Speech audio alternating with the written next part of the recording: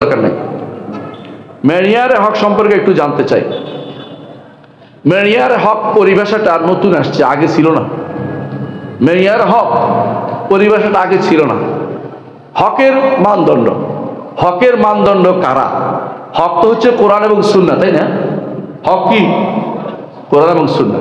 হক কোরআন এবং সুন্নাহ যারা মেনে জান্নাতে যাচ্ছে, যারা মেনে জান্নাতের সুসংবাদ পাইছে, এরা কারা? সাহাবায়ে কেরাম। তো ঈমানের মানদণ্ড কি? সাহাবায়ে কেরাম। আল্লাহ বলছে ফাইন আমানু বিমিসলিমা আমানতুম বিহি ফাকাদ ইহতাদাও, যদি তারা ঈমান আনে যেভাবে তোমরা ঈমান আনছো এই সাহাবীরা, তাহলে তারা হেদায়েত পাবে। জগতের সমস্ত মানুষের ঈমান কার ঈমানের মতো হইতে হইব? সাহাবীদের। তাহলে হকের মানদণ্ড কারা হইল? তাহলে অস্বীকার করার কোনো জোর নাই। কথা বুঝতে পারছেন? কোরআন এবং সুন্নাহকে বুঝতে হলে সাহাবায়ে কেরামের বুঝ দিয়ে বুঝতে হবে।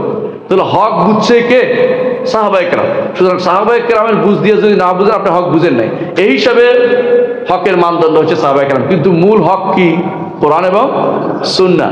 বুঝতে হবে কার মানদণ্ড, কাকে দিয়ে? সাহাবায়ে কেরামের বুঝ দিয়ে। এইটা বলেন। এই জন্য আমরা মানদণ্ড মেরিয়ার হক শব্দ ব্যবহার করি না, আমরা বলি আলা ফাহমিস সালাফিস সালেহ, আল কোরআন ওয়াস সুন্নাহ আলা ফাহমিস সালাফিল উম্মাহ, আল কোরআন ওয়াস সুন্নাহ আলা ফাহমিস সালাফিল উম্মাহ। এই তিন জিনিস আমরা সারা জীবন মুখস্থ করতে হবে, তিন জিনিস পড়াইতে হবে। বুঝে আসছে?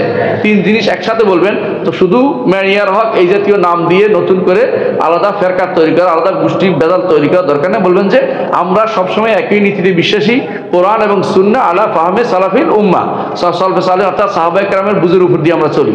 তাহলে আর কোনো কথা থাকবে না। এটাকে অস্বীকার করার জো কারো নাই। কিন্তু মেরিয়ার হক নতুন একটা পরিবেশা তৈরি করলে এটা কি লাগবে? এইটাও একটা সালাফের কোনো কথা থাকতে হবে। আমাদের কাছে সালাফের কোনো কথা এখানে নাই। মেরিয়ার হক নামে কোনো সালাফি কোনো পরিবেশা নেই।